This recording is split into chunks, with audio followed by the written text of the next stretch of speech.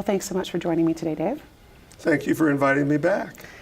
Let's launch right into it here, and let's talk about how party politics played a role in this session.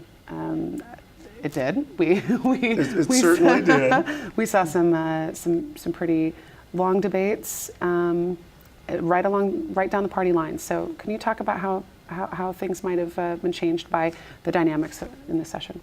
Well, it was the third longest session in the history of Iowa. There was a change in leadership for the House. The Republicans now have the majority, and obviously the governor's office. Governor Branstad is in, replacing Governor Culver. It was a rather tepid start to the session, and it finished tepid also in terms of how people worked together, how open government worked or actually didn't work, and the fact that people didn't work together as much as they had in the past. An example is that simply when the Democrats were in charge, we let people from both parties run bills, and there were a number of bills that the Republicans proposed last year that made it to the governor's office to be signed. This year, it's sad to say that no Democrats ran any bills in the House. The committees were a little run roughshod. I think it's because people were new being chair people in those committees. But by the end, when we got to conference committee, I think you saw government how it should work. The problem is a lot of the decisions that were made behind closed doors. And I hope Governor Branstad improves his method of working with the chambers, both the Senate and the House. And on a positive note, the revenues in the state of Iowa are looking very strong. So our budget, the budget that the Democrats left in this fiscal year 2011 is very strong, and 2012 looks to be a very strong year also. In closing on the budget comments, I would say simply the line item this year was $6.3 billion, which is $1 billion more than the Democrats spent in 2011. So I think the governor has overspent. I think the House Republicans overspent. But even more importantly, I think the priorities were out of whack. I think we need to focus more on priorities that help Iowans and not political paybacks. But as they say, to the victor goes the spoils. Governor Branstad won the election. But there's also another old saying, and that old saying is, don't tinkle down my leg and tell me it's raining. And I think the governor tended to tinkle a little bit near the end of the session. When you talk about political paybacks, we were looking at a lot of new faces, a lot of campaign promises. Some of these folks that came in there were saying, hey, look, the government's broken, government's bad, we don't have a lot of money, we have to make these cuts, and a lot of that did end up playing out, but in some cases those cuts weren't made. I'd like to focus in on education along those lines. Education was on the chopping block this time around. What were some ways that we had some successes, and what were some ways that you think that we've failed our students?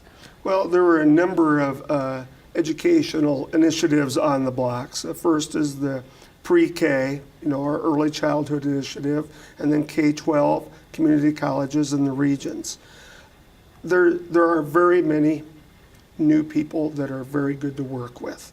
In fact, there's a couple Republican House members from western and northwestern Iowa that I work closely with, but there's also about 10 very extreme people who are new in the House this year.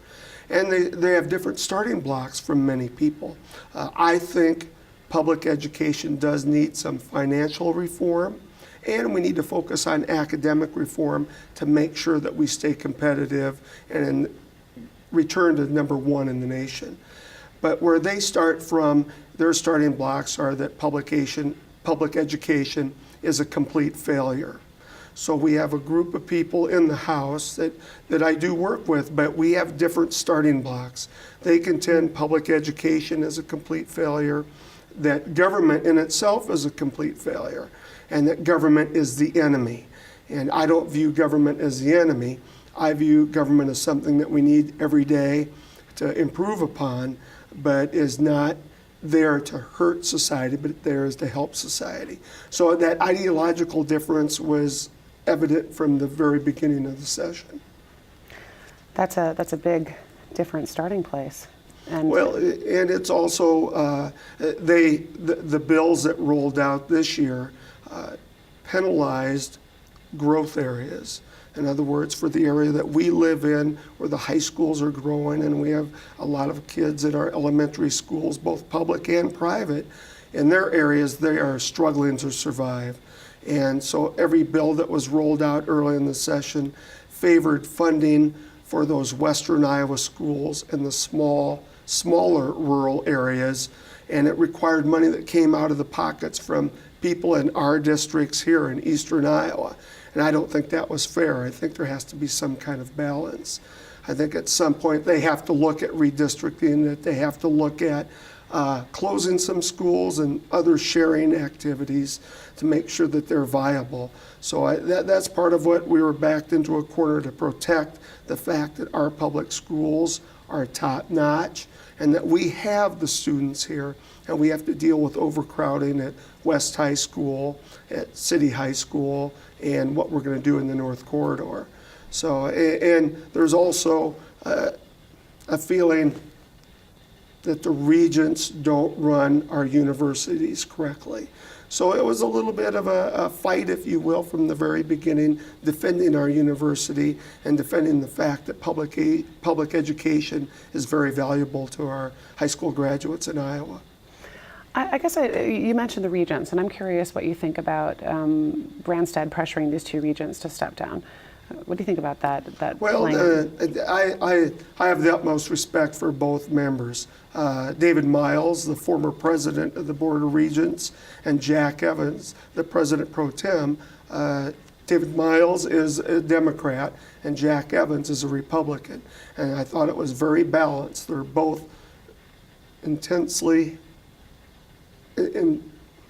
very intelligent individuals that have nothing but the best in mind for the regents. And I think Governor Branstad replacing them in the middle of their elected terms, and you have to remind people, as president and president pro tem, they're elected by other members of the Board of Regents. So Branstad came in, replaced them with two Republican members. Both Republican members, I think, will serve well on the Board of Regents, but it's also important to note they're very large donors to Governor Branstad's campaign. And I think he could have waited 1 year until the terms were up for Jack Evans and David Miles.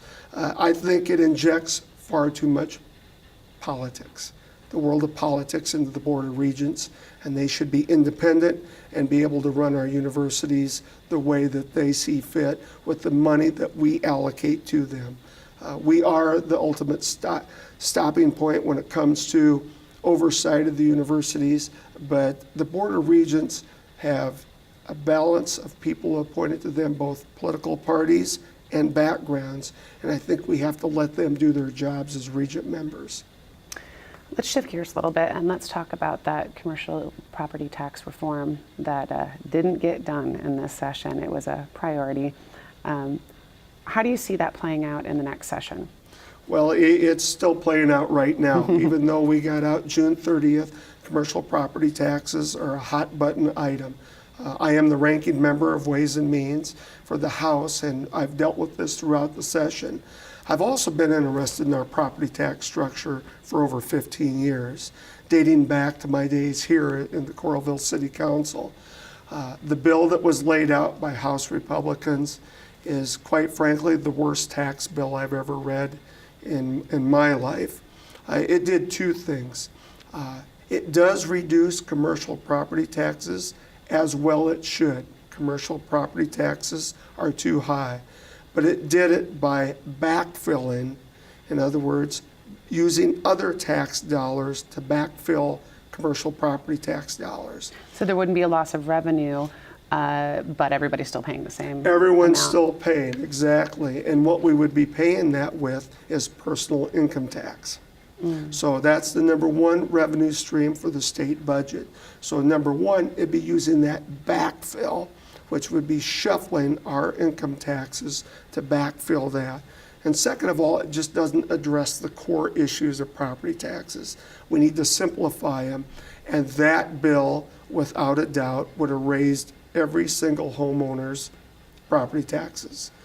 To relieve commercial, it is not right to use residential homeowners' taxes. In fact, in Coralville and Iowa City, it would have meant an immediate increase of $500 per homeowner. So I couldn't support that bill at that level. And I think, quite honestly, the bill didn't pass this year because knowing that property taxes would go up for homeowners, it would have been a real, how would you say, backlash on Republicans in the 2012 elections. Now, of course, as a Democrat, maybe I would have been okay with that, but I could not be okay with that bill. It was not fair, and I've offered some alternatives to that bill. Quite a bit of this session was focused on discussing social issues. And of course, the budget, as always, was the last thing that everyone got to. But do you think that the budget was given enough time? I mean, I know you guys went over 30 days or so, but did it feel at all rushed?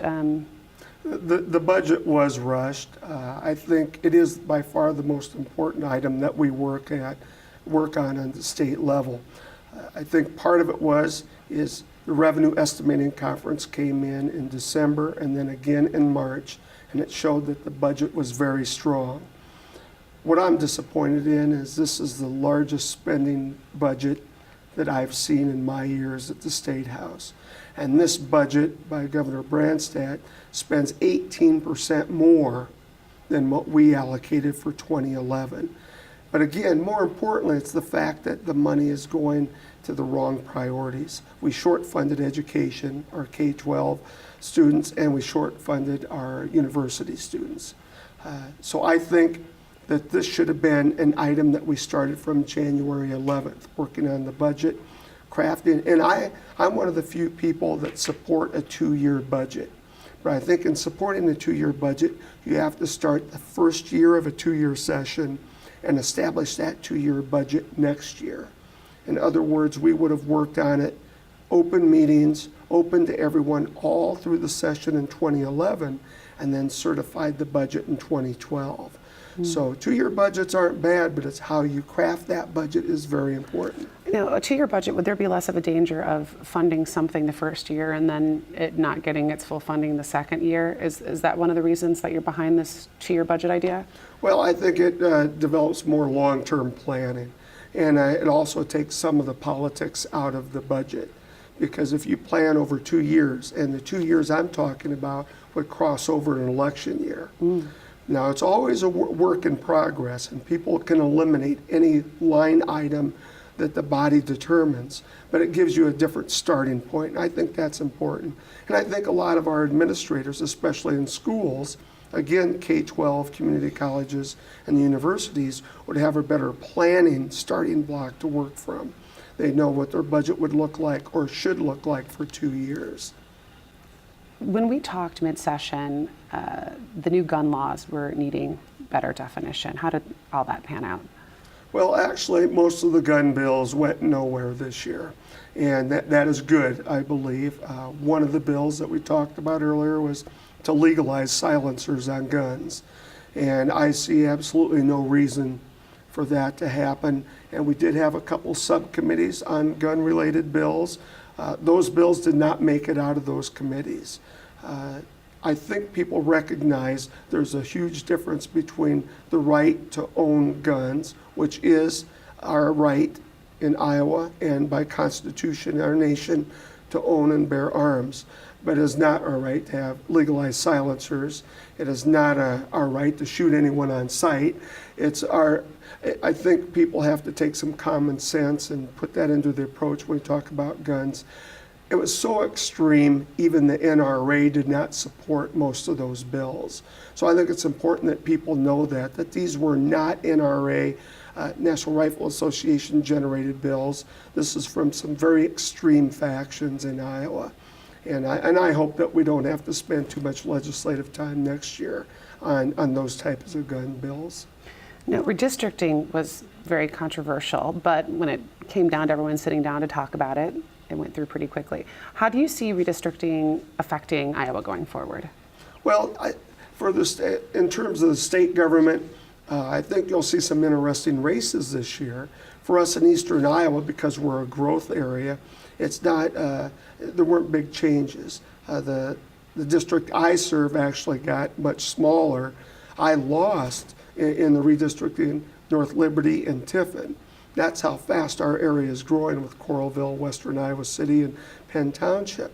So I think what you'll see is a slight skew toward metropolitan areas, and the rural areas grew immensely in size, the districts, both Senate and House. So I think you'll see a little more of the metro flavor at the State House as opposed to rural. And I think you're going to see a number of races that reflects that. Some urban initiatives versus rural initiatives. That's interesting. I kind of wondered also how it was going to be affecting the western side of the state. So that's probably where a lot of that's going to be happening, right? Some of that will be happening. Some of the more rural districts now share space, or the district with Ames and parts of Des Moines. In fact, some of the rural Senate districts are as large as 7 and 8 counties, and the House districts are 3 and 4 counties. So the districts are large, but I think that reflects the fact that a lot of people are moving out of Western Iowa, and many of the people from Western Iowa are moving here in our community. So I think that tells us something there too. Okay, now let's switch gears again and let's talk about unemployment. Unemployment is still historically high, and the unemployed tend to get out and vote because they're concerned. We've got a vote coming up here in November, and what was done for the unemployed in this session? How are those voters going to respond? Well, unemployment now across the state is about an even 6%. Underemployment, which is of equal importance, is over 11% right now in Iowa. Disappointing, the governor and the Speaker of the House turned down $15 million that we were eligible for through the federal government because of our unemployment rate. They thought that we could dig ourselves out or create jobs quickly enough that those people would find full-time employment, and of course that has not happened. It's our job though too, and that's part of my job, to create an atmosphere where businesses come here, create wealth, create jobs, and hire people. But right now, with that $15 million that we turned back, I'm afraid that puts us short with workforce development centers. We're cutting our workforce center in half in Iowa City. We just had the 133rd Infantry Division come back from Afghanistan, and talking to Colonel Hapgood again, he said that almost 50% to 80%, the numbers aren't solid yet, of our returning veterans will be unemployed and looking for work. So by us not accepting that $15 million, by keeping our workforce centers open, I think we're selling our veterans short.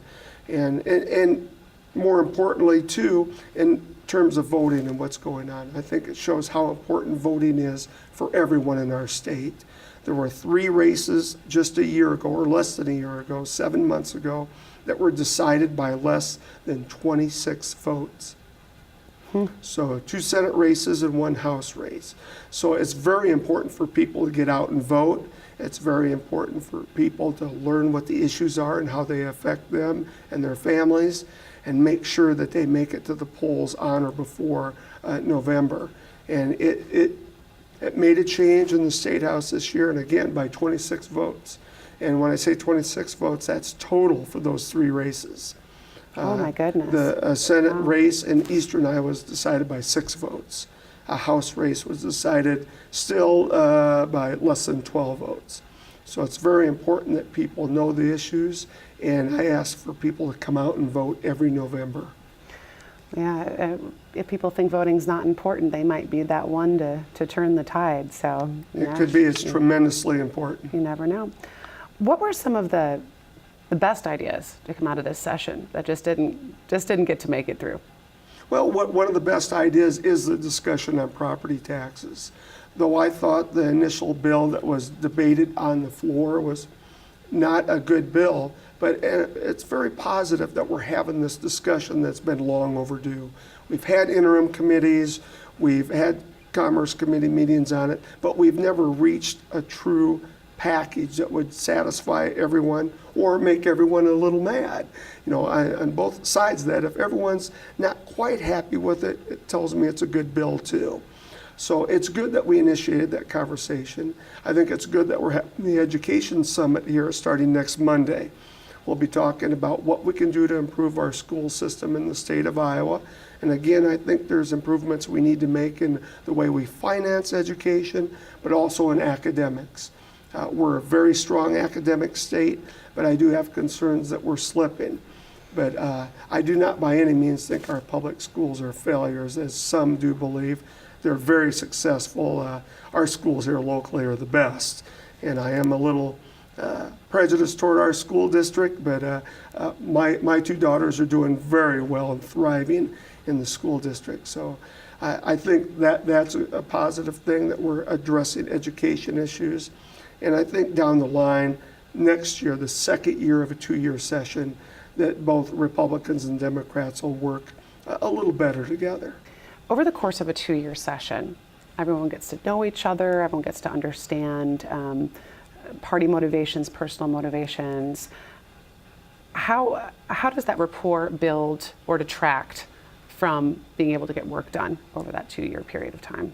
Well, I think as we get to know each other better, that we do work more closely together. And like I mentioned earlier, I work with a number of House Republicans, some from Western Iowa, happen to be from around where my wife grew up, some from Eastern Iowa, and some in our corridor. Representative Kaufman and I work closely on university issues. Representative Wagner, who represents Marion, Iowa, and I have worked on tax issues, and Representative Sands is the chairperson of Ways and Means. We are not at the level that the feds are, where people are angry at each other, where they're literally throwing punches. I think what we do need to do is work through some of the political barriers that we have and actually get down to the details of working through these bills, that we can help move Iowa forward. I think it'll happen next year. I have optimism in that. I think the biggest arguments this year were internal in the Republican caucus, as their numbers were 60, and they're very diverse. Because you're a Democrat or Republican doesn't mean you agree on all agenda items. And I think what we witnessed this year was a lot of internal strife with House Republicans, and hopefully they'll work through that so we can work together on some of the agenda items. So we're winding down this interview, but I want to take a look forward. 2012, what's the hot button issue going to be? Well, I'm very confident that we're going to work together in a bipartisan mode next year.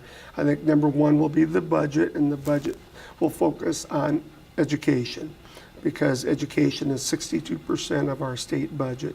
And I think we really will make some headway with property taxes, not just commercial property taxes, but residential and agriculture. So I think we'll move forward on that with something that I think everyone will be happy with.